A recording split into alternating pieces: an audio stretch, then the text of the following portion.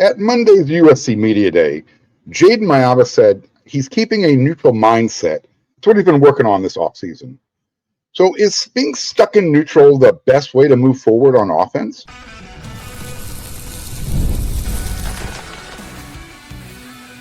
You are Locked On USC, your daily podcast on the USC Trojans, part of the Locked On Podcast Network, your team every day.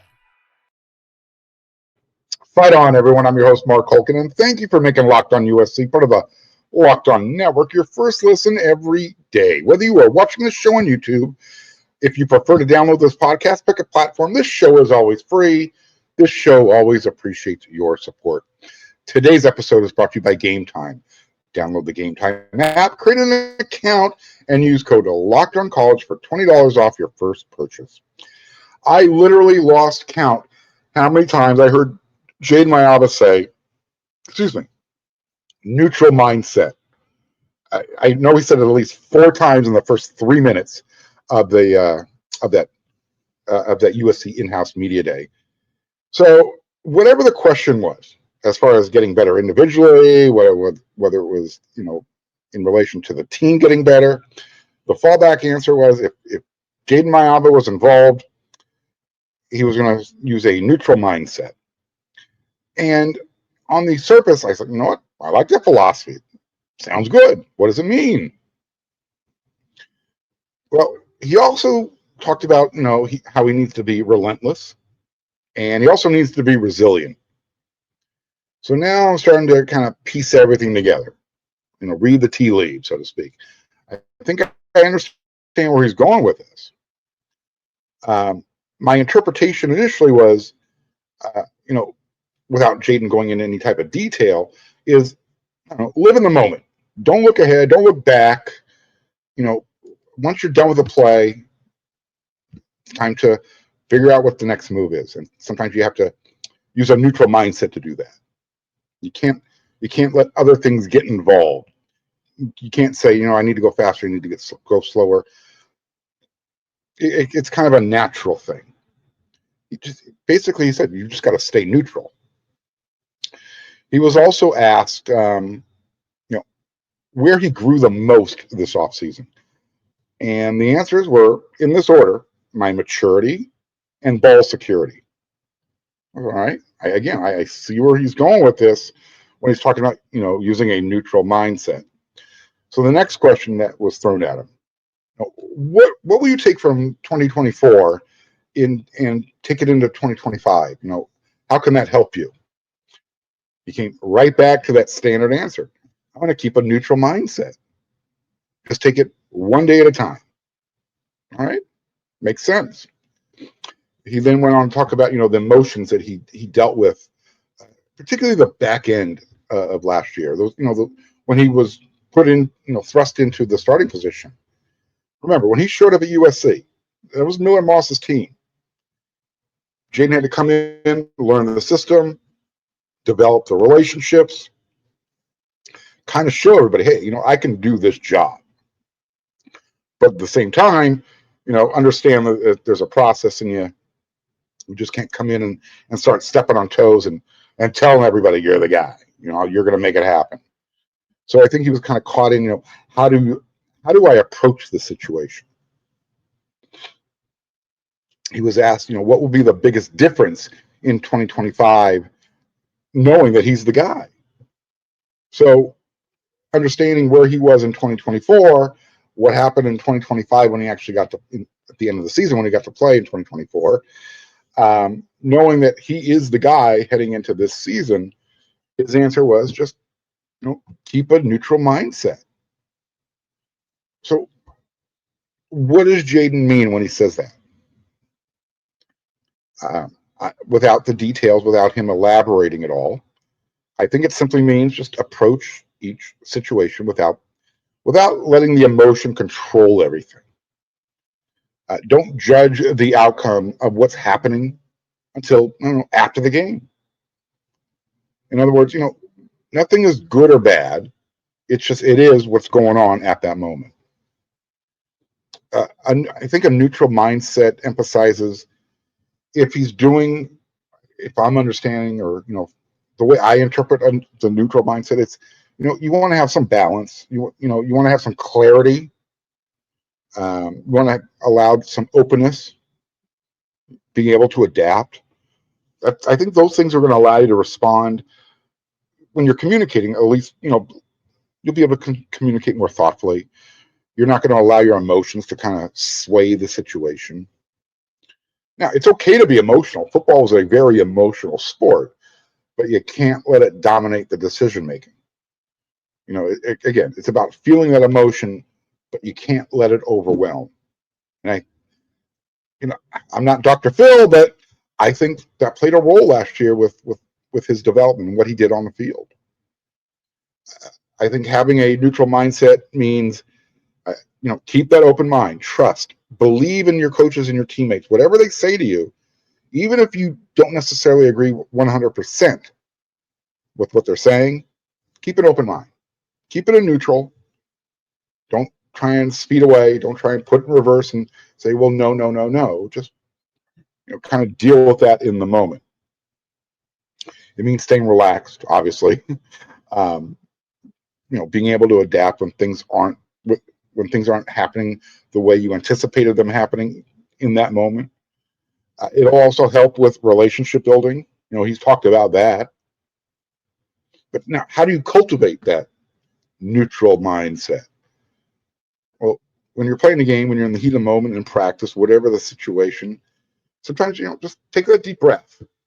Don't react immediately. Take a deep breath. Give your chance to kind of idle a little bit, understand the situation, then respond.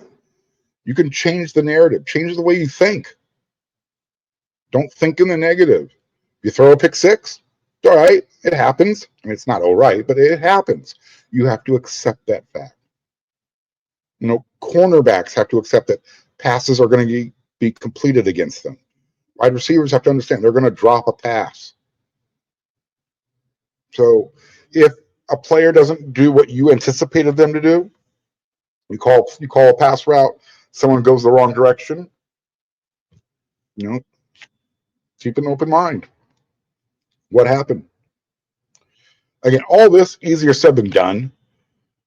But again, Jayden, he kept his answers very brief, didn't elaborate, which is fine. Sometimes, as I think I said it, less is more.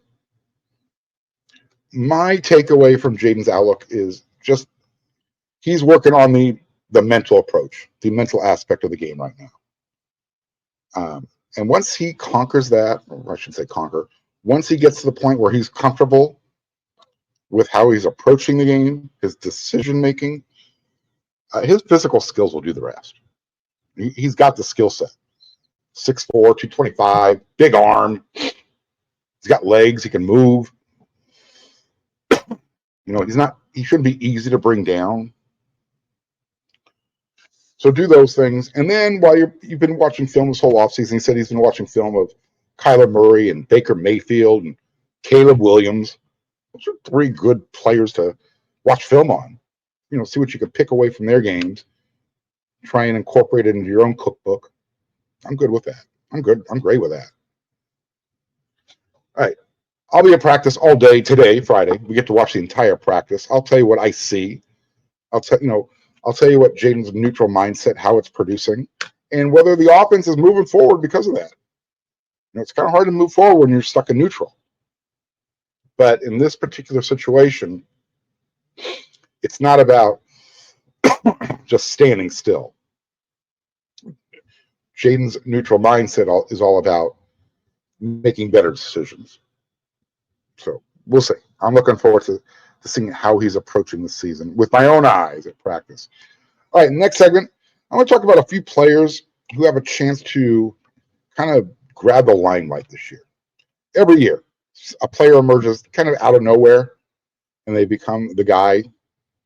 I got a few names I'm going to talk to you about in the next segment, and then we close out every Friday episode with my Friday Rant. That's what's coming up next.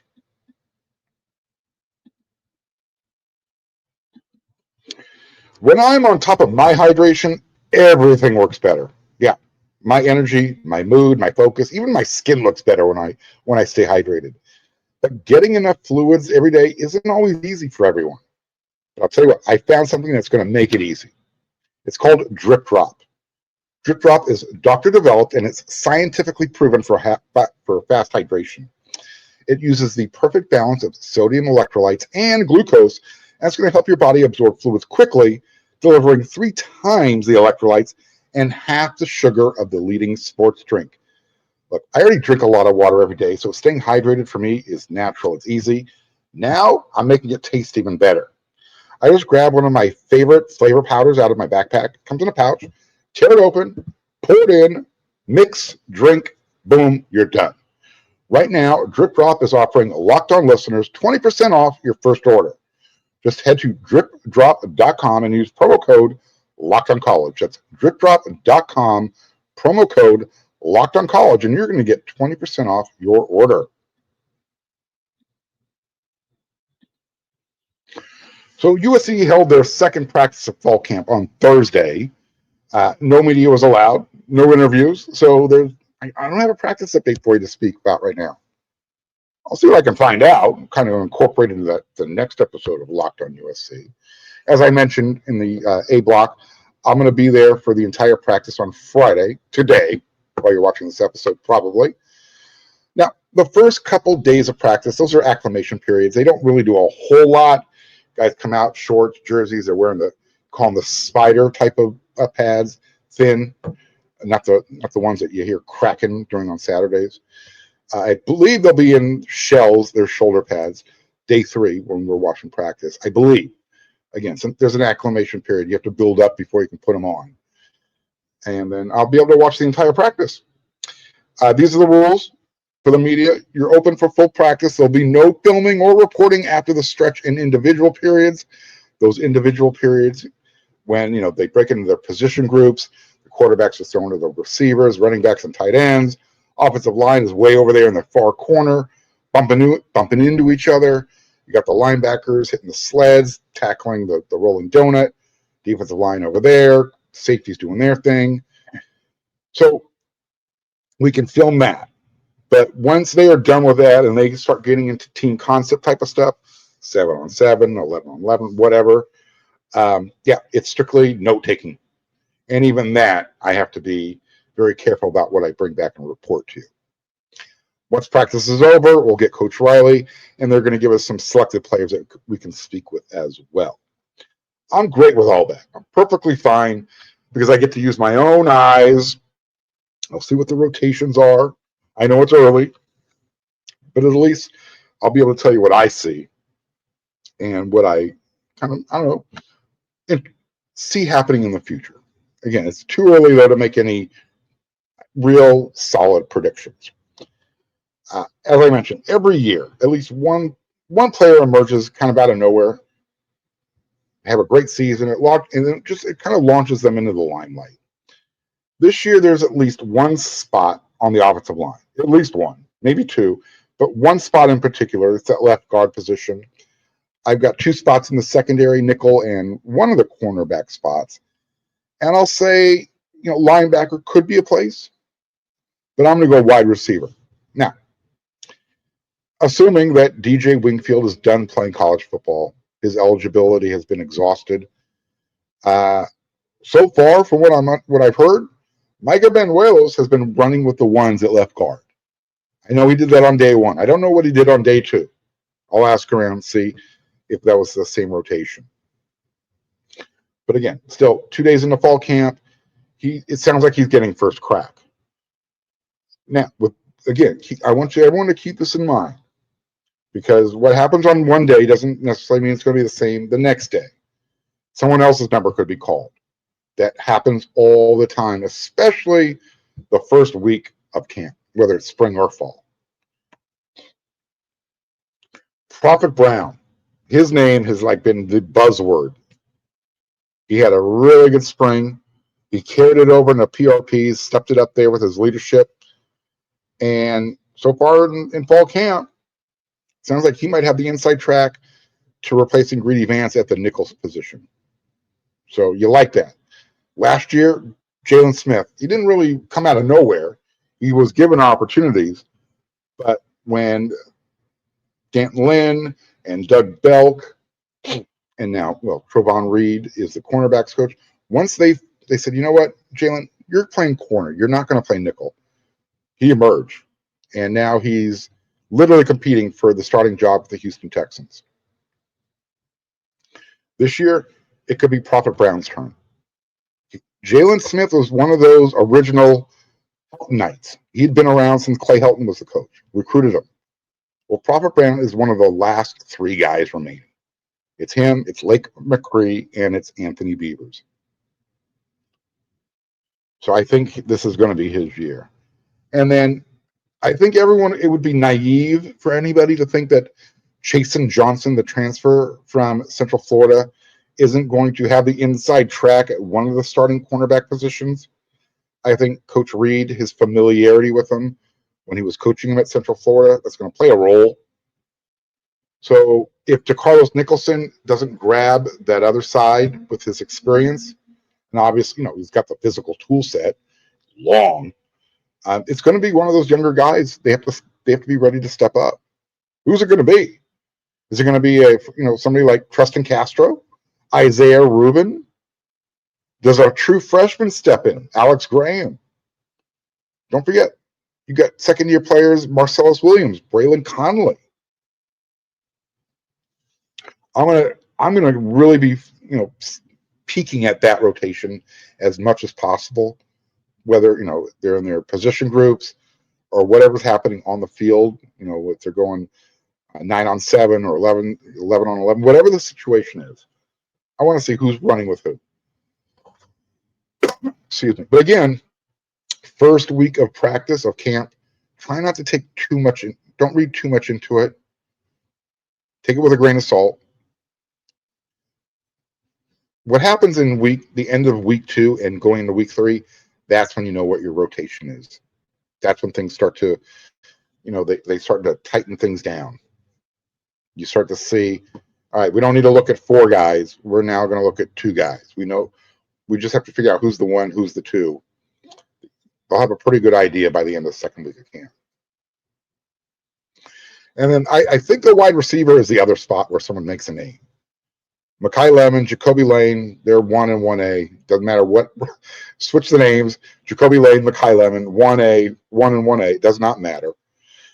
But there has to be a third wide receiver to make this offense work. At least a third. Coach Riley, he likes to rotate guys into the wide receiver position. A lot of times you're running 3 and 4 wide receiver sets.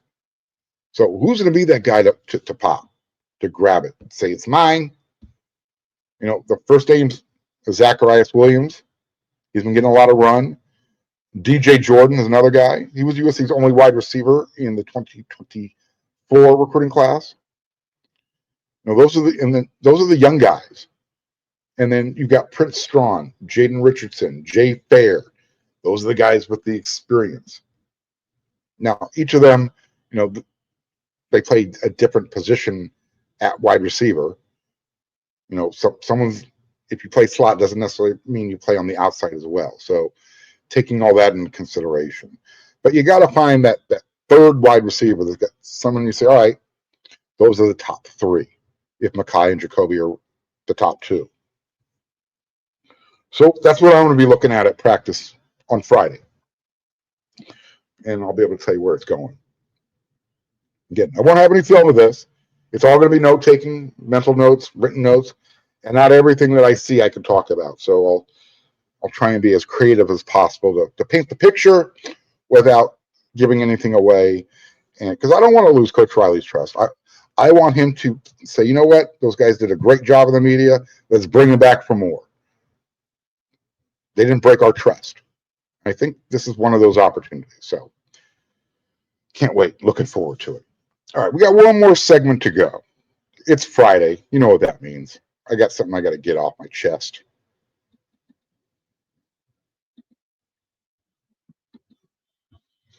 We've all been there, right? You want to go to a concert. You log on early. You wait in line forever for that concert ticket. You're getting ready to buy, and all of a sudden you're like, whoa, what happened? How did I lose my place? How did I just drop off? Well, you know what? Live music should be about making memories. It's not about dealing with the stress of ticket shopping. That's where Game Time comes in. Game Time makes getting concert tickets faster, easier than ever. And the football season is right here. Use Game Time to buy your USC tickets. Because of if you wait to the last minute, you can actually save a lot of money. If you're one of those procrastinators, if you wait to the last minute, you can actually save up to 60% off with Game Time's killer last minute deals. And if you're ever wondering, well, what's the view going to look like when I buy the ticket? Don't worry about it. The Game Time app gives you a panoramic seat view. There's going to be no surprises. And with a Game Time guarantee, the price you see is the price you pay. There's no hidden fees. Take the guesswork out of buying tickets, concert, games, whatever. Showtime tickets, it doesn't matter. Get over to Game Time. Download the Game Time app, create an account, and use code LOCKEDONCollege for $20 off your first purchase. Terms will apply. Again, create an account, redeem the code LOCKEDONCOLLEGE, and you're going to get $20 off.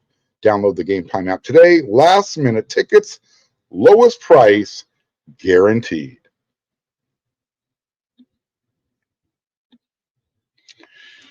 Communication. It is essential to everything you do in life. If you play sports, you got to communicate. We were talking about that in the first segment. If you're a quarterback, you got to be able to communicate with your players. You got to be able to think straight, make sure you're getting the message across so everybody understands you. Because if they don't understand you, they can't respond accordingly. Yeah, well, as I said, the most important part of communication is the ability to get your message across, because if somebody understands you, they can now answer you. Well, with that being said, Uber Eats, I've been using them a little bit this last week. You guys need to get your ish together, big time. Wow. And I know how this might come across, but unless the couriers, the delivery drivers, have the ability to communicate with the customers, they shouldn't have the job. Period. Sorry, I said it. I am not a piggy bank for people who can't make sure they are delivering the right order, right? How difficult it is before you get out of the car, look at the order. Am I at the right address? Is this the right order? Does it come with a drink? Should I bring the, oh, there's no drink. I'm not just going to pick up another package and hopefully they won't notice. So the other day, I order Uber Eats. They were on time. That wasn't the issue.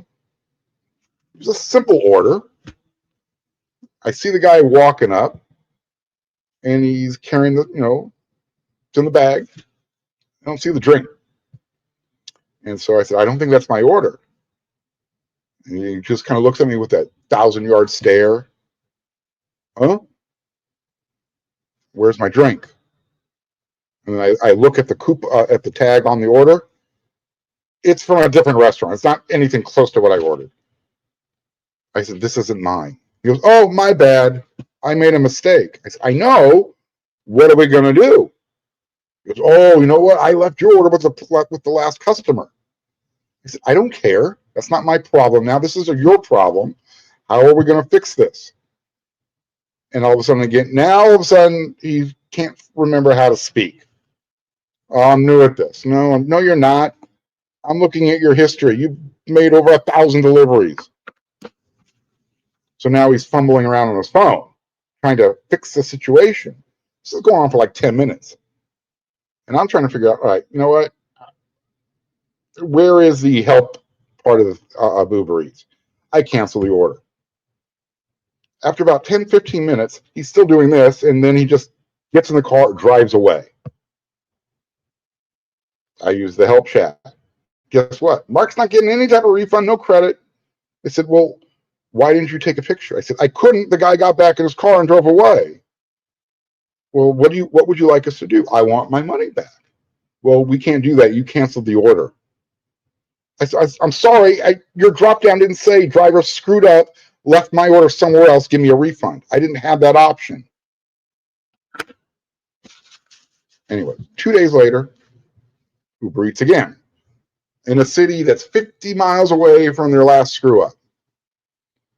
I'm standing outside. Says the guy's going to be 2 minutes away.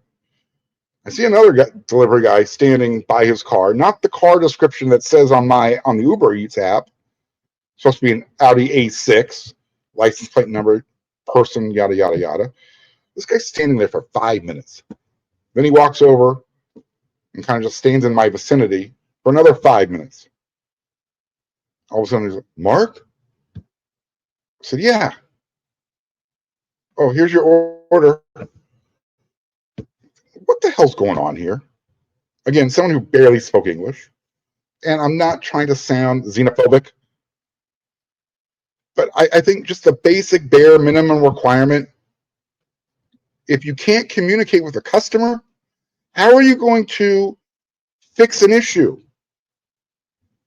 I mean, going back to the first challenge I had with Uber Eats, guy barely spoke English, didn't know how to fix the problem.